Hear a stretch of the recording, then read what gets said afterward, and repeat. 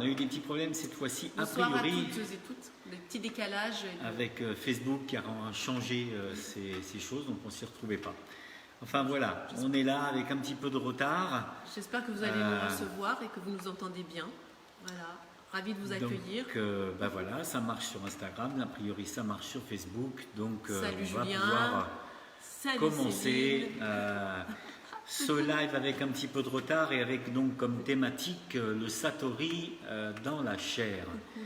Avec des petits points de suspension pour pouvoir expliquer que pour nous, dans le Wu Tao, ce n'est pas seulement le Satori dans la chair, un point de suspension. Juste un petit peu avant et pour laisser le temps venir, la météo des dentelles, il ne fait pas très beau aujourd'hui, mais même quand c'est pas très beau, ça reste beau, les paysages, c'est du gris, du bleu, les nuages. Voilà, j'espère que pour vous, le ciel se dégage, le ciel est beau même s'il y a de la pluie et que votre quotidien est arrosé d'espoir, de mémoire du devenir. Et voilà, donc maintenant que vous êtes un petit peu plus nombreux, on va attendre encore un petit peu. Marie-Hélène, on voit arriver. Karine, bonjour. Super. Alors je ne peux pas mettre mes lunettes et voir de près, donc c'est et moi je peux pas difficile. Voir de loin. Il y a Colline, Céline. Bonsoir Martine. Bien. Donc le Satori dans la chair, vaste programme. Alors pourquoi ce choix? Ça va nous ramener un petit peu à aussi d'où vient le Wu Tao, qu'est-ce que signifie le Wu Tao, parce que c'est pas n'importe quoi, c'est l'éveil, bien sûr, le Satori c'est l'éveil dans la chair, c'est un sacré programme. Et surtout, par rapport au Wu Tao, c'est de l'amener évidemment, pas seulement dans la chair qui pourrait être une ornière et de penser que simplement en étant assise, et que je respecte parfaitement, hein, mais on pourrait s'arrêter là. Et nous, dans le Wu Tao, ce qu'on aspire, c'est de le mettre en mouvement et dans notre quotidien. Bien évidemment, dans les petits gestes du rien, anodins apparemment, mais aussi de le célébrer dans le mouvement et le geste. Voilà, ça vous laisse le temps un petit peu d'arriver. Pour tous ceux qui ne connaissent pas, on va tenter devant vos yeux quelque chose d'incroyable, parler du Wu Tao. Bien, je vais demander à Imanou de se rapprocher un petit peu, parce qu'elle est un petit peu en retrait, ça fait un petit peu drôle, donc avance ton siège carrément. Donc, je pense. Oui, bon, voilà. Parce qu'on a eu des remarques, des fois de décalage comme ça, donc on essaye un petit peu d'ajuster ça, ça gêne un petit peu certaines personnes, a priori. Je pense qu'on va commencer la thématique, donc le Satori dans la chair. Alors, pour ceux qui ne le savent pas, le mot Satori est un idéogramme qui au Japon s'appelle des kanji, donc qui est un peu l'équivalent du latin, c'est-à-dire c'est les idéogrammes anciens qui sont des idéogrammes chinois qui ont été simplifiés pour s'adapter à l'époque actuelle et aux ordinateurs. Mais donc l'idéogramme ancien veut dire éveil, et c'est donc le même mot plus connu sous le nom japonais qui est Satori. C'est un petit peu la même histoire que le zen. On connaît plus le zen que le chan. Or, le zen, c'est simplement la traduction de chan chinois, puisque c'est Gautama qui, avec sa rencontre des pratiques taoïstes, pour simplifier, a donné naissance à un bouddhisme particulier, qui est le bouddhisme chan. Donc on retrouve un petit peu la même histoire pour le Satori. Le mot Satori est plus connu que le mot prononcé à la chinoise. Donc voilà pourquoi on a utilisé ce mot pour des raisons de marketing. Il y a un artiste martial chinois qui s'appelle Jet Li. Pareil, il est plus connu sous le nom de Jet Li. Et je crois que son nom, par contre, j'essaie de me souvenir, je crois que c'est Li Lianji. Et il a fait, avec le tsunami, il a eu une prise de conscience et il a eu un éveil et il a complètement changé sa pratique et il s'est orienté beaucoup plus vers le tai chi parce qu'il a eu une prise de conscience de la vie, de la mort, de la naissance et de la mort, de la vie qui traverse les deux, d'un essentiel. Et il a fait donc un site qui s'appelle Tai Chi Zen. Donc il a utilisé le mot zen parce que, pareil, plus connu, il a associé les deux. Et pour ramener un peu de l'esprit et de l'éveil dans la pratique corporelle du Tai Chi Chuan, et pas seulement du martial, pas seulement du corporel, ou en tout cas pas du corps enfermé dans la chair, mais d'avoir donc une chair qui s'illumine quelque part. Donc voilà un petit peu la thématique. Dans le Wu Tao, on a vraiment affirmé ça dès le début par le choix du nom, Wu Tao, donc qui est traduit par deux idéogrammes. Phonétiquement, c'est le même son, mais ça n'a pas le même sens, et ça a le sens de soit danse, soit éveil. Donc Satori. Et qu'est-ce qu'on a voulu dire dans le Satori dans la chair? Eh ben, c'est l'une de nos baselines préférées, qui est éveiller l'âme du corps. C'est-à-dire que dans le Wu Tao, nous pensons vraiment qu'il y a une ornière dans l'histoire de l'éveil qui est la mortification du corps, ou la nécessité de sortir du corps, de s'élever du corps, pour ne pas en vivre les contingences, les limites, et déboucher dans une autre réalité qui est une réalité plus cosmique, plus cosmotellurique, c'est-à-dire imprégnée du vide qui nous compose tous et qui nous compose dans une proportion beaucoup plus grande que la chair et la matière. Mais par identification, notre construction caractérielle, plus connue sous le mot ego, va s'identifier uniquement à la plus petite partie de ce que nous sommes, c'est-à-dire la matière. Et donc l'éveil consiste en fin de compte et éveiller l'âme du corps, à aller chercher cette illumination dans la chair et dans le corps, et pour être fidèle aussi à des personnes qui nous ont inspirés, qui sont Sri Aurobindo et Mira Alfassa, qui ont annoncé une ère nouvelle de l'éveil et de la spiritualité, en disant que ça devait se passer dans la cellule. Voilà. Donc, pour nous, dans le Wu Tao, ça amène à se poser les questions suivantes. Qui bouge? Qui veut bouger? Qu'est-ce qui bouge? Qu'est-ce qui a envie de bouger quand je mets mon corps en mouvement? Est-ce que c'est mon ego d'artiste martial qui veut être meilleur que le voisin? Je vous rappelle que je suis tranquille en disant ça, puisque j'ai eu l'ego d'aller faire les championnats du monde et la chance de revenir avec le titre de champion du monde en 1983. Et le premier non-asiatique à remporter ce titre. Depuis, il y en a eu d'autres, et entre autres un Français, Nordine Zenati, que je salue et qui a remporté 3 fois de suite. Donc, grand chapeau. Et puis d'autres, bien sûr, ensuite. Après, j'ai un peu, moi, laissé les nouvelles générations relever leurs défis. Donc, qui bouge? Qui veut bouger? Qui veut s'entraîner? Et donc, aussi derrière, après, pourquoi? Donc, dans le Wu Tao, on a beaucoup insisté là-dessus, et on a souvent quelque chose dans nos cours, dans nos ateliers, dans nos séminaires, dans nos formations, où on dit « ça bouge ». Et dans cette petite expression, il y a beaucoup de choses. C'est-à-dire à partir du moment où ça bouge, ça n'est pas « je bouge ». Et à partir du moment où ce n'est pas « je bouge », comment je fais pour que le « je » ne bouge pas et que ça bouge? Eh bien, il y a une nécessité de désidentification avec la volonté. Donc, le chemin tout simple, c'est « je ne dois pas vouloir bouger ». Je dois rentrer dans des choses plus subtiles qui sont l'intention, et de suivre cette intention comme si on allait danser quelque part avec un danseur qui nous mène la danse.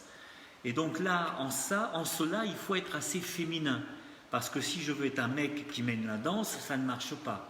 Il faut que je devienne, même si je suis un homme, plutôt féminin, c'est-à-dire faire appel à cet espace qui va être capable de suivre la danse, capable d'écouter, capable d'attention particulière et non pas de volonté, et donc pour suivre ce qui bouge en moi, et donc d'accompagner, et là je tombe dans ça bouge.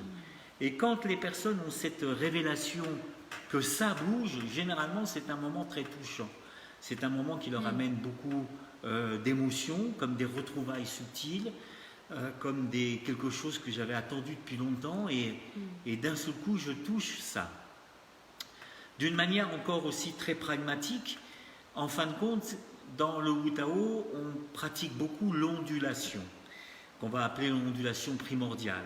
Cette ondulation est déclenchée par des subtilités qui ne sont pas la volonté du coccyx sacrum ou du plancher pubopelvien, mais par des lâchers. Des lâchers du poids du coccyx sacrum et des lâchers du plancher pubopelvien.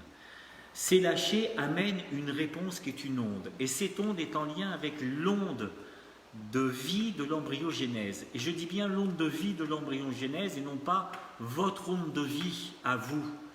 C'est-à-dire que là, quand je dis votre onde de vie à vous, il y a déjà un peu trop de volonté et d'ego qui risque de se mettre entre ça bouge et vous, quelque part. Donc, c'est l'onde du développement de la vie pendant l'embryogénèse qui a fait notre chair, qui a fait notre corps.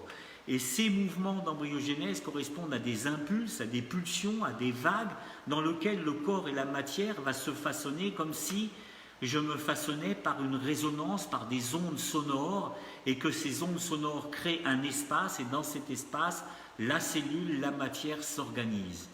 Il y a aussi d'ailleurs Tomatis qui parle de quelque chose d'intéressant, qui est une très belle piste, en tout cas nous on la reprend parce que poétiquement elle nous plaît, et qu'on a dépassé quelque part le besoin de prouver scientifiquement la nécessité de croire à quelque chose. Nous croyons, nous, beaucoup plus à la poésie aussi. Et à partir du moment où il y a une poésie qui nous parle, comme par exemple celle que l'embryon se développe en résonance avec le corps de sa mère, en résonance avec les organes de sa mère, on en arrive donc à l'embryogénèse, à l'oreille qui entend et qui par résonance va développer son propre corps. Et donc ce mouvement-là se fait par des ondes de résonance, des ondes sonores, et qui fait qu'on se développe avec donc des formes qui sont induites par cela.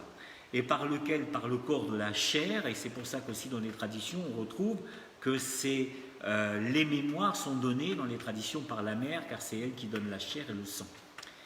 L'homme dans la conception donne une impulse. Donc voilà.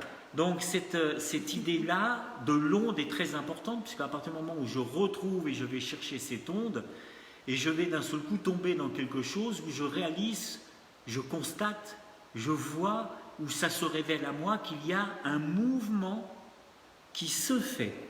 Et tout mon chemin et tout mon début de chemin dans le Wu Tao, c'est comment je peux laisser faire cette onde. Comment je peux la lâcher pour sentir que quelque chose se déclenche, puis ensuite ne pas l'entraver. C'est-à-dire que cette onde puisse se répartir, et se répartir dans une anatomie qui n'est pas une anatomie biomécanique, qui n'est pas une anatomie de chair, qui est une anatomie plus subtile. Méridien de la médecine taoïste, méridien Kano-Nadi de l'Inde, circulation d'organes chez Reich en Occident, etc., etc. Peu importe le calque. En tout cas, ce qui est sûr, c'est que cette onde va bouger dans le vide de nos corps et non pas dans le plein. Et donc, dans ce vide, il y a des circulations que certains ont vues, ont constaté, ont défini, jusqu'à les définir donc en médecine chinoise, en hindouisme, etc., etc. Peu importe le calque, ce qui est sûr, c'est que cette subtilité d'énergie, d'onde, circule d'une autre manière et circule par le vide que nous sommes. Et se révèle à nous donc à ce moment-là un autre espace et cette rencontre avec le ça bouge. Mais pour réussir ça, quand je suis adulte et que j'entreprends ce chemin, il est important de faire tomber comme des oripeaux tout ce qui est de l'ordre de la volonté. C'est-à-dire je veux, non, ça doit tomber. Ça doit tomber autour de vous, vous devez presque le voir pour pouvoir d'un seul coup découvrir que ça bouge. Ensuite, il y a tout un autre chemin bien sûr dans le Wu Tao, ça ne s'arrête pas là, parce que là on n'est que de l'ordre de la révélation. Après, pour aller plus loin et pour aller vers l'évolution, pour aller vers l'évolutionnaire, il est important de pouvoir endiguer ensuite cette qualité de mouvement, cette qualité de présence, et pouvoir l'endiguer dans des calligraphies de gestes.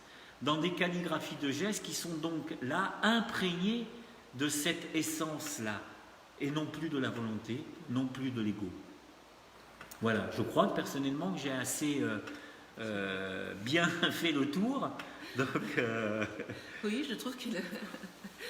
Et c'est toujours un peu délicat, je dirais, la situation d'expérimenter ce satori dans la chair qui va même effectivement laisser la place à ce vide et sur lequel on va s'appuyer pour laisser émerger toute cette sensorialité qui va vraiment toucher chaque interstice.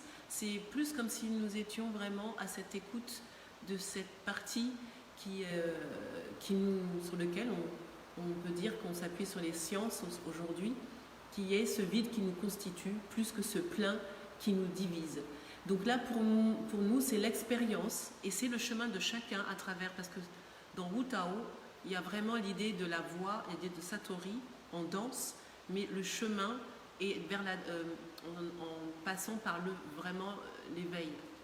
Donc vraiment, c'est cette expérience refaite et cheminée et pour chacun et chacune à son rythme qui va donner cette qualité de présence et faire émerger ce vide qui va remplir, d'ailleurs qui n'est pas un vide, qui est un vide plein, mais pas plein de nous égaux.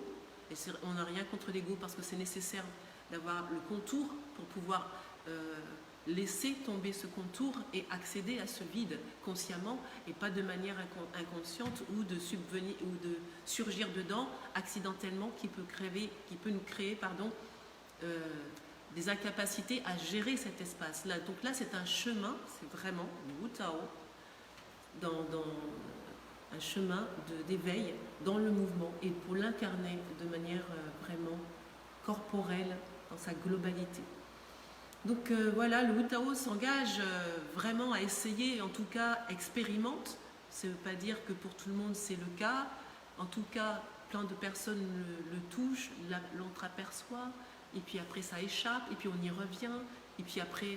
Mais c'est dans tous les domaines, comme on disait aussi la semaine dernière, c'est dans tous les centres, c'est-à-dire dans le fait qu'on soit né de notre sexualité, dans l'émotionnel, et aussi dans l'esprit. Ce sont des 3 centres qui sont sans arrêt en train d'essayer de s'ajuster à travers l'onde, et comme disait Paul, vraiment pas notre onde, mais l'onde de notre naissance, l'onde qui nous a fait émerger à notre humanité, mais que nous allons réaliser au fur et à mesure. Donc ça, c'est une vraie gageure. On n'a pas une science infuse, mais on a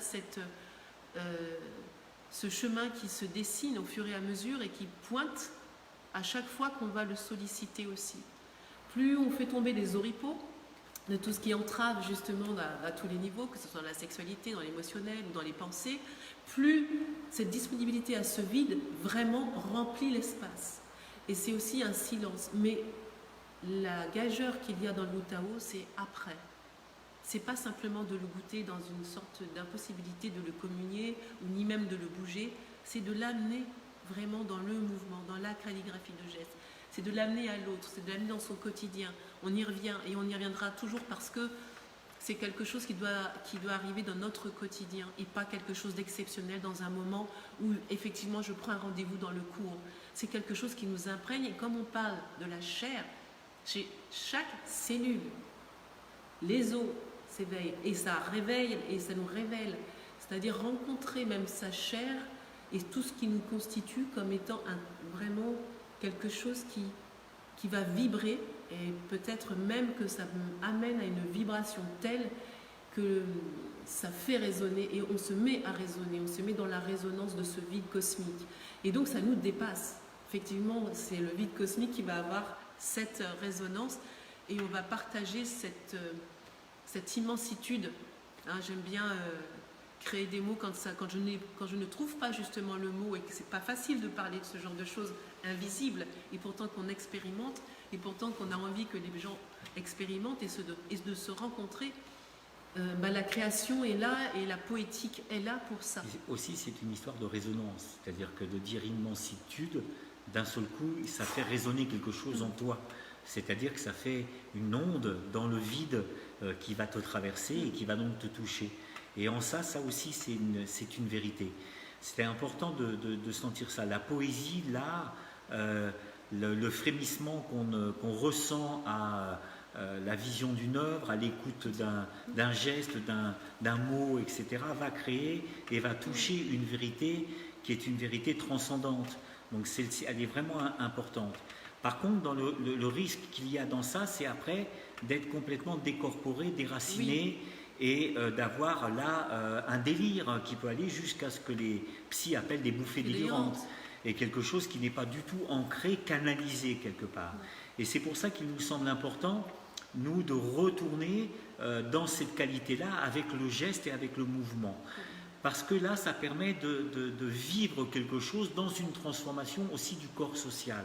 À partir du moment où j'intègre cette qualité-là dans mon corps, dans ma corporalité, dans mon geste, dans mon mouvement, je permets ensuite aussi une transposition après dans le corps social. Et je permets aussi de changer les choses. Non pas peut-être d'avoir une révolution, mais d'avoir une évolution qui vraiment d'un seul coup se fait et peut se réaliser. Nous osons dire très souvent, et des fois ça choque un peu les gens, mais on le fait plus par pédagogie et pas du tout par irrespect. Mais nous disons et nous osons dire quand même quelque chose que nous pensons, qui est que les chemins spirituels jusqu'à maintenant ont échoué.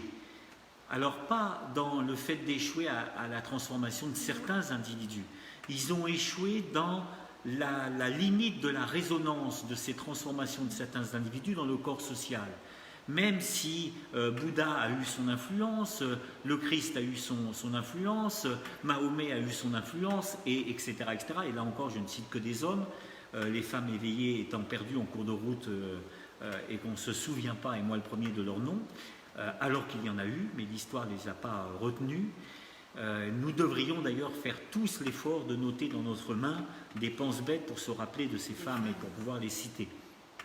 Et donc, l'impact de cette onde a eu une limite, c'est-à-dire qu'elle a ensemencé quelque part des êtres, mais elle n'a pas réussi à ensemencer le corps social pour que notre société se transforme et s'oriente complètement sur des valeurs de fraternité, sur des valeurs d'amour, etc., etc. Et nous vivons en ce moment d'ailleurs une période très particulière, liberticide, où un totalitarisme pointe son nez et d'une manière très très forte. Donc on voit bien qu'il y a eu un échec en fin de compte devant certains, une aristocratie qui veut dominer le monde, et puis aussi le peuple qui a sa participation en ne désirant aujourd'hui peut-être plus que consommer que de s'éveiller. Donc ces deux bords de polarité sont agissantes là-dedans. Et donc pour nous, l'une des raisons de cet échec, entre guillemets, c'est le fait qu'il n'y a pas eu de prolongation dans le geste et dans le mouvement. À partir du moment où je ne suis pas capable de me déplacer, d'aller dans mon mouvement artistique d'art corporel, par exemple, avec cette qualité-là, et que d'un seul coup c'est la volonté qui reprend, c'est l'ego, c'est les désirs, c'est la consommation et patati patata. Et donc, je ne sais pas complètement si on a totalement raison, l'avenir le dira. Par contre, nous en sommes sincèrement convaincus. Sinon, nous n'aurions pas créé le Wu Tao. Et donc, le Wu Tao, très modestement, mais avec une belle fierté, je dirais, prétend répondre à cela et prétend faire sa part, comme dit Manu, comme l'histoire des colibris. Donc, on fait notre part. On fait notre création, on propose cette voie-là, et la voie du Wu Tao, c'est ça. Donc sachez, si vous avez envie d'écouter ça, si vous avez envie de participer, je vais laisser la parole à Imanou qui est là, qui pointe derrière. Voilà pourquoi le Wu Tao est né, en tout cas. Je disais, j'ai vu quelqu'un qui dit, vous êtes perché, mais ça fait du bien d'entendre ça.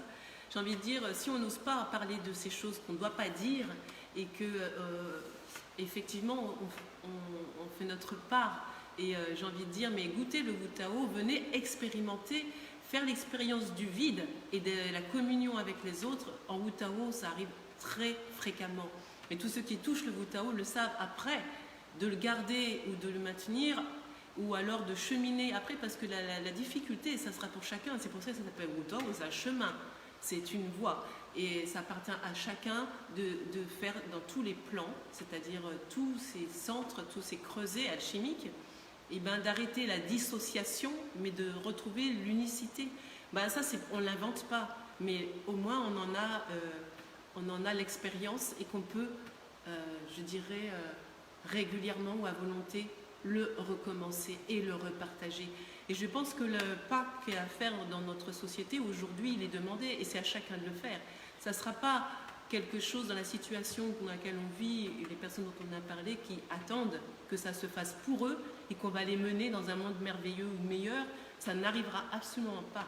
C'est un engagement, en ça, effectivement, c'est un mouvement évolutionnaire, vraiment. C'est de la poésie en mouvement et de pouvoir toucher ça avec plein de personnes, ça c'est magnifique. On peut faire même le lien avec la syntonisation dont on parle, on entend parler. Il y a des choses qui sont déjà dites, ce n'est pas des choses qu'on invente, ce sont simplement à chaque époque. Il y a quelque chose il y a du renouveau, il y a même quelque chose qui s'actualise dans l'époque. Et ça c'est important parce que nous sommes des contemporains, nous ne sommes pas d'avant et ça on le sent très bien. On ne va pas renier toute dans le monde dans lequel nous vivons et avec toute la technologie dans laquelle nous avons évolué et qui nous permet aujourd'hui de parler comme ça, même quand on est sans vous, mais on vous sent. Je voudrais revenir avec l'idée d'être perché. Alors nous ne sommes pas perchés, nous sommes inspirés. C'est important la différence. C'est-à-dire que nous essayons de relier le cosmotellurique. Écoutez bien ce mot en fin de compte. Je suis perché quand je suis coupé du tellurique et que je vais dans le cosmos. Et que je suis même éventuellement dans des bouffées délirantes qui perçoivent néanmoins, et les personnes qui vivent des bouffées délirantes perçoivent des fois des fractures dans la réalité du quotidien et perçoivent des choses vraies même si elles ne sont pas réelles dans la perception de nos sens. Donc ça c'est une notion vraiment importante. Et donc leur difficulté ça va être de pouvoir incarner, c'est-à-dire de vivre avec ça dans leur chair, dans leur corps, dans le corps social, etc. etc. Donc quand on relie les deux, et c'est ce dont on parlait au début, c'est-à-dire de mettre ça après dans le mouvement, et bien à ce moment-là on n'est plus perché. On est dans l'incarnation et on est dans un acte révolutionnaire, évolutionnaire, qui est de bouger, de vivre avec ça. Donc c'est une revivance de ce que d'autres ont déjà perçu. Certains l'ont fait d'ailleurs dans le tantrisme. Dans le tantrisme, il y a cette idée de faire l'amour avec cette qualité et cette perception. C'est-à-dire que je ne fais pas l'amour et je ne fais pas que le désir, hein. Je fais l'amour, c'est différent. Je n'ai pas qu'un plaisir génital, j'ai un plaisir orgasmique qui me fait relier le cosmotellurique qui est en moi et dont je suis fait. C'est-à-dire que je suis plus fait de ça que de la chair qui simplement désire. Et à partir du moment où, à partir de ce désir, il y a un déclenchement d'ondes orgasmiques qui me dissout quelque part et qui dissout cette réalité auquel je m'identifie, je vis dans l'autre, avec l'autre et dans la fusion qui devient une osmose cosmotellurique, je vis un éveil, je vis un satori. Donc, on redit les choses d'une autre manière, avec une autre approche, avec une approche où nous avons vu aussi les limites du tantrisme, les limites de la sexualité, les limites des actings reichiens et de l'enseignement de Wilhelm Reich, qui étaient pris par beaucoup de personnes comme simplement une manière de pouvoir vivre l'orgasme génital d'une manière plus épanouie, ce qui est déjà une très bonne chose et une bonne étape. Mais ils se sont arrêtés là, et je reprendrai une phrase d'ailleurs, la sexualité, l'épanouissement de la sexualité, c'est le premier pas, n'en faites pas le dernier. Mais souvent c'est oublié ça, parce que quand on n'en fait pas le dernier, il y a même une nécessité d'abandonner quelque part le désir et la puissance sexuelle génitale pour pouvoir la vivre au niveau par exemple du cœur, puis au niveau de l'esprit, etc., etc. Et dans son quotidien. Donc, nous avons vu, pour l'avoir fait dans nos plus jeunes temps, et nous avons vu les limites de ce cheminement, les limites de ce que ça devait bouger, etc. Et c'est pour ça qu'on a créé le Wu Tao, dans lequel l'onde orgasmique est présente, mais elle n'est pas forcément liée au génital, même si elle prend appui sur ce génital qui doit, parce que c'est l'origine même de notre conception, hein, donc du début de cette onde. Donc on ne peut pas non plus la ranger et la mettre dans un coin en croyant que c'est le diable et en fuyant toute notre vie surtout pas. Cette animalité, cette pulsion. Nous parlerons de célébration. Et puis donc je voulais aussi dire une dernière chose peut-être, parce qu'on souhaite rester sur des temps toujours pas trop longs en tout cas. Oui. Par rapport au fait d'être perché, je voudrais juste rappeler l'idée de l'utopie. Par exemple, on pourrait souvent dire, et on nous a dit, ah oui, mais vous êtes utopique. Et je ne sais plus qui m'a dit cette réponse un jour, parce que j'aime bien citer mes sources, mais en tout cas, ce n'est pas de moi directement, sachez-le. Je ne me souviens pas. Et donc la réponse, ça a été non, c'est vous qui êtes utopique si vous croyez que ça va encore durer longtemps comme ça. Et donc je voudrais terminer là-dessus ce soir pour ceux qui nous disent et qui peuvent penser qu'ils sont utopiques, que nous sommes utopiques à éveiller l'âme du corps ou à espérer un changement, espérer une mutation de notre humanité, etc., de notre monde de travaius economicus cravatus, qui pour nous donc n'est pas l'aboutissement de l'humanité. Et ben c'est l'inverse, donc il faut oser leur répondre, non, c'est vous qui êtes utopique si vous croyez que ça va durer encore longtemps comme ça. Voilà. Le longtemps comme ça, par contre, à l'échelle humaine, peut-être que ça ne sera pas pour nous, ça sera pas pour... Voilà, ça peut durer plusieurs générations à l'échelle de l'évolution, donc on n'est pas dans la même notion de temps, mais ne croyez pas que ça peut durer longtemps encore comme ça ne durera pas longtemps, et notre monde et notre système est un dinosaure qui convulse, qui veut encore se maintenir, mais qui est en convulsion et qui va donc muter, c'est inexorable. Donc voilà. Sur ce, je me permets de faire une entorse à notre éthique et à notre règle. Pourquoi ? Parce qu'il y a une journée particulière qui s'annonce, qui est le vendredi 18 décembre, un peu en résonance à l'appel du 18 juin, qui est mené par le Conseil national de transition.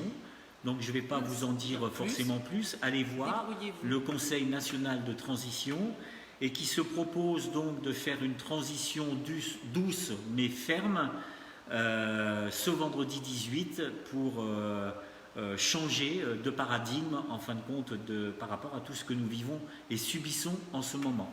Donc allez voir, je me permets de faire cette entorse parce que c'est vendredi, que ceux qui sont dans la région parisienne et qui sont intéressés se retrouvent à Paris et se renseignent de ce qui se joue en ce moment. Voilà, et donc on vous quitte et on était ravis de faire ce moment avec vous. Et voilà, tout simplement. On vous embrasse. On vous embrasse. On vous dit et à très bientôt. À la semaine prochaine. Vendredi, vendredi mardi. Peut-être, mais mardi, nous nous retrouvons pour un dernier live de l'année. Voilà. Hein, donc mardi 22, la veille de mon anniversaire. C'est le dernier live de l'année et nous nous retrouverons ensuite début janvier pour reprendre les lives. Donc il y aura juste une interruption entre Noël et le jour de l'an. Et donc au lieu d'être à défaut ou plutôt de choisir d'être perché, je choisirais plutôt de respirer et donc de continuer à être utopique. C'est très important. À bientôt. À très bientôt. Au revoir. Et merci d'avoir été là.